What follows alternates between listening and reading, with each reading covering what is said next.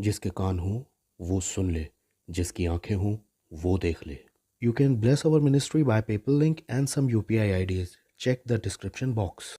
Arabic भाषा में जो बाइबल है उसमें खुदा के लिए जो शब्द आया है वो अल्लाह है। ऐसा इसलिए है क्योंकि अरबिक भाषा में खुदा के लिए कोई दूसरा शब्द नहीं है अल्लाह के सिवा, इसलिए मजबूरी में उसे लगाना पड़ता है। लेकिन हमारी क्रिश्चियनिटी में अल्लाह शब्द पर बैन लगना चाहिए।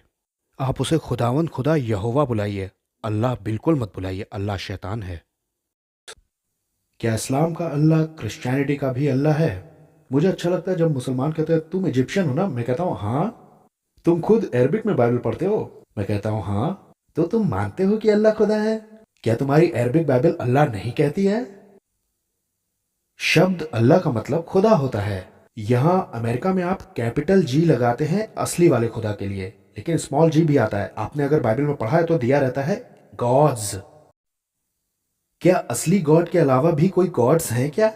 नहीं, लेकिन अगर आप सर्वशक्तिमान परमेश्वर से बढ़ के किसी को समझते हो तो वो आपका खुदा बन जाता है और आप उसकी इबादत करने लगते हैं। यहाँ पे कुछ होंगे या आप किसी को जानते होंगे जो अपनी कार की इबादत करता है या अपनी वाइफ की या अपनी बोट की।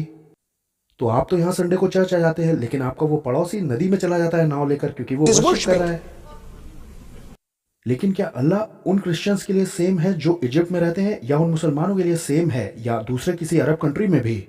नहीं, वो नहीं है। ये बात मुसलमानों को मालूम है और हम क्रिश्चियंस को मालूम है। आइए मैं सबूत के साथ दिखाता हूँ, ये बहुत आसान है। आइए देखते हैं कि मोहम्मद ने क्या सिखाया खुदा के बारे में या यीशु ने क्या सिखाया खुदा के बारे में। मिसाल के तौर पर मोहम्मद ने क्या सिखाया? मोहम्मद ने बताया कि खुदा एक साजिश करने वाला है और वो लोगों को गुनाह करने के लिए भरमाता है। क्या आप क्रिश्चियंस ये यकीन करते हैं कि गॉड स्कीमर है? तो आपका खुदा मुसलमानों के खुदा से अलग हुआ। और यीशु ने क्या कहा? खुदा किसी को भरमाता नहीं और ना ही वो किसी को गुनाह करने के लिए ललचाता है। मैं कुरान की आयतें देता हूँ, कहीं आप ऐसा ना कहें कि एक मिनट रुको, ऐसा नहीं मोहम्मद सिखा सकता है कि अल्लाह ने कहा है कि वो षड्यंत्र करता है। बिल्कुल कहा है, ये रहा। वो भरमाए जाते हैं क्योंकि अल्लाह भरमाता है। निश्चय अल्लाह ही सबसे बेस्ट डिसीवर है। Quran chapter 3 verse 54। वो भरमाए गए क्योंकि अल्लाह भरमाता है। यहाँ नाउन थोड़ा अलग है क्योंकि अल्लाह है बेस्ट डिसीवर। बाइबल में बेस्ट डिसीवर भरमाने वाला कौन है? Thank you. By the way, Quran chapter 1 verse 1 it says, Alhamdulillah. अल्लाह की हम्द हो जो इस जहान का खुदा है। और ये आप पूरे कुरान में पढ़ते हैं कि अल्लाह इस जहान का खुदा है। कौन है बाइबल के हिसाब से इस जहान का खुदा? Thank you. लेकिन बाइबल क्या कहती है?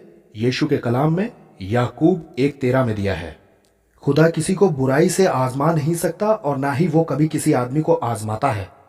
यहाँ दो अलग खुदा हैं। एक खुदा सबसे बड़ा धोखा देने वाला है और एक है जो किसी को आजमाता ही नहीं है कभी। आइए आगे चलें। मिसाल के तौर पर मोहम्मद ने सिखाया कि उसका खुदा यानी कि स्मॉल जी अल्लाह उसके बेटा नहीं हो सकता। ये पूरी कुरान में दिया है। एक के बाद एक आयतें मिलेंगी आपको, कई सारी मिलेंगी जहां अल्लाह का एक भी बेटा नहीं है।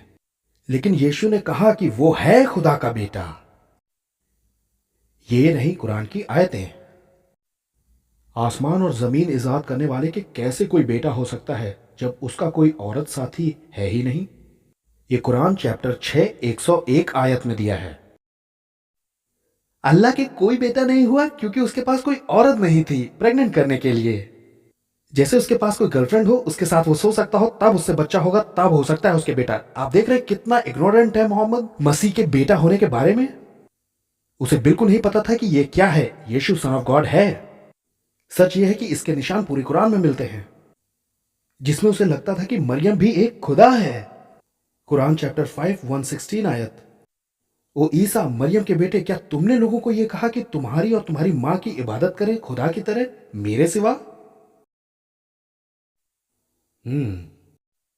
क्या अल्लाह ने एक बेटा लेने की ख्वाहिश की?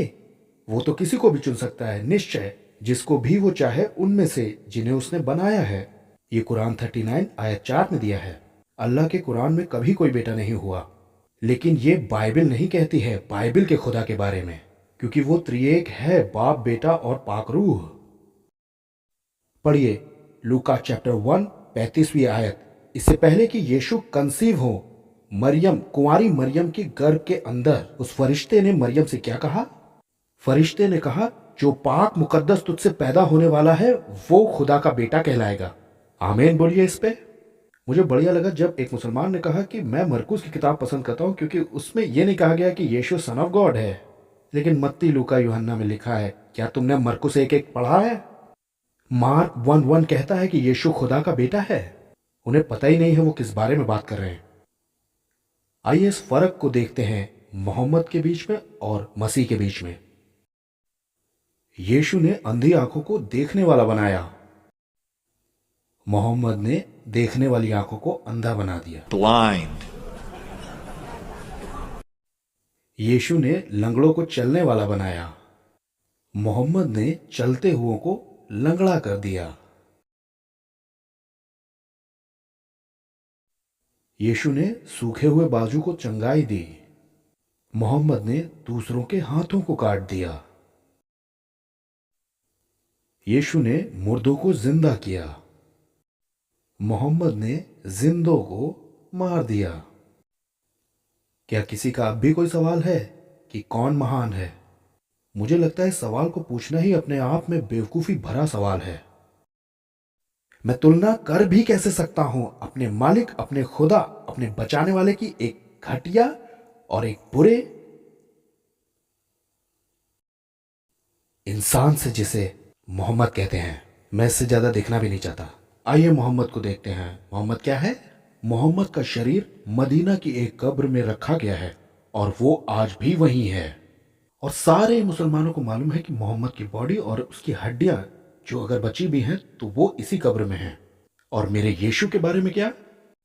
यीशु को एक चट्टान की कब्र में रखा गया और 3 दिन बाद वो मुर्दों में से जी उठा और उसकी कब्र खाली है। empty. Amen and amen. Praise God. और मुसलमानों को पता है कि यीशु कभी नहीं मरे। वो मानते हैं कि यीशु घर की खिड़की में से निकाल लिए गए ऊपर वहां जन्नत में, और वो जिंदा हैं। आज भी वो जिंदा हैं। कौन है बड़ा, एक झूठा मरा हुआ नबी या एक जिंदा बचाने वाला? मुझे समझ में नहीं आता कि मुसलमान होने पर अगली आने वाली इस आयत पर कैसे आप इंकरेजमेंट पाएंगे, क्योंकि ये वो सबसे ज्यादा निराश करने वाली आयत है जो मैंने कभी कुरान में पढ़ी, जहां अल्लाह ने कहा निश्चय तुम भी मर गए और निश्चय वो भी मर गए। ये कुरान चैप्टर 39:30 में दिया है कि मोहम्मद से अल्लाह खुद कह रहे हैं कि तुम मर गए हो, और अल्लाह मुसलमानों से कह रहे हैं कि वो भी मर गए हैं। कैसे तुम यकीन कर सकते हो एक ऐसे नबी में जो मर गया है और तुम उसे फॉलो भी करते हो? तुम्हें पता है कि तुम भी मरने वाले हो। और यीशु के बारे में क्या? आपको याद है यीशु ने जब मार्था से बात की, लाजर को मरे 4 दिन हो गए थे, और यीशु ने एक बहुत ही बढ़िया और बहुत ही इनकरेजिंग बात कही। और हमें मालूम है कि जब हमारी आंखें यहां बंद होगी हम सीधा अपने बचाने वाले और अपने प्रभु के साथ होंगे। यीशु के शब्दों को सुनिए। यीशु ने क्या कहा? यूहन्ना 11:25 में यीशु ने कहा, यीशु ने उससे कहा, कयामत यानी मुर्दों का जिंदा किया जाना मैं ही हूं और जीवन भी मैं ही हूं, और मुझ पर यकीन करने वाला अगर मर भी जाए तो भी जिएगा। आमीन और आमीन। और इससे पहले मैंने आपको आयत में बताया है, मोहम्मद ने तलवार पकड़ रखी है और वो खून से रंगी हुई है पूरी तरह से। मैंने ये तस्वीर बनाई और मैं इस तस्वीर के पीछे खड़ा हूं, और मैं चाहता हूं कि मुसलमान मुझे पकड़ के कोर्ट ऑफ लॉ में ले जाए ताकि मैं उन्हें प्रमाणित कर सकूं कि मेरी तस्वीर बिल्कुल सही है। ये आ रहे हैं मोहम्मद के मुंह से कहे हुए खुद के शब्द। मोहम्मद ने कहा, मोहम्मद ने बताया कि मैं अल्लाह की तरफ से उतरा हूं अपने हाथ में तलवार लिए हुए, और मेरी दौलत मेरी तलवार के साए से आएगी, और जो मुझसे रजामंद ना होगा वो जलील किया जाएगा और सताया जाएगा। मुझे माफ कीजिए, लेकिन यही है जो मोहम्मद ने कहा है। वो अमीर था तलवार की वजह से, उसे सारी दौलत मिली थी तलवार की वजह से, उसने अपने कल्ट ऑफ इस्लाम को फैलाया भी तो तलवार की वजह से। यहां तक कि अल्लाह भी इस चीज को सपोर्ट कर रहा है जब वो मोहम्मद से ये कह रहा है कि इस चीज को लिखो कुरान के अंदर। जब अरब्स आए उसके पास कि हम बिलीव करते हैं तुम्हारे ऊपर मोहम्मद, जानते हैं मोहम्मद ने क्या कहा? ये मत कहना कि तुम ईमान करते हो, ये कहो कि हम सरेंडर करते हैं। अरे ऐसा क्यों? क्योंकि ईमान तुम्हारे दिल के अंदर कभी नहीं जाएगा। किस पे यकीन करते हैं? एक चाइल्ड मोलेस्टर पर? एक सेक्स ऑफेंडर पर? एक नकली नबी पर जो वुमेनाइजर है, जो एक चोर है, एक व्यभिचारी और एक हत्यारा है क्या मोहम्मद पर यकीन करने के लिए? कुरान को पढ़िए और हदीस को भी पढ़िए, आपको इस्लाम की असलियत पता चल जाएगी, आपको इस्लाम के नबी की सच्चाई पता चल जाएगी। यीशु ने यूहन्ना चैप्टर 10 में 10वीं आयत में कहा है, यीशु ने कहा कि चोर किसी और काम के लिए नहीं आता बल्कि चोरी करने, घात करने और नाश करने आता है, और मैं इसलिए आया कि वो जिंदगी पाए और बहुतायत की भरी पूरी जिंदगी पाए। यीशु ये कह रहे हैं कि मोहम्मद एक चोर था। यीशु ये कह रहे हैं कि मोहम्मद लिटरली शैतान के कामों को प्रैक्टिस कर रहा था। देखिए, शैतान चोरी करने, घात करने और नाश करने आता है, और मोहम्मद आए चोरी करने, घात करने और नाश करने। वो था अल्लाह का नबी, वो शैतान का नबी था।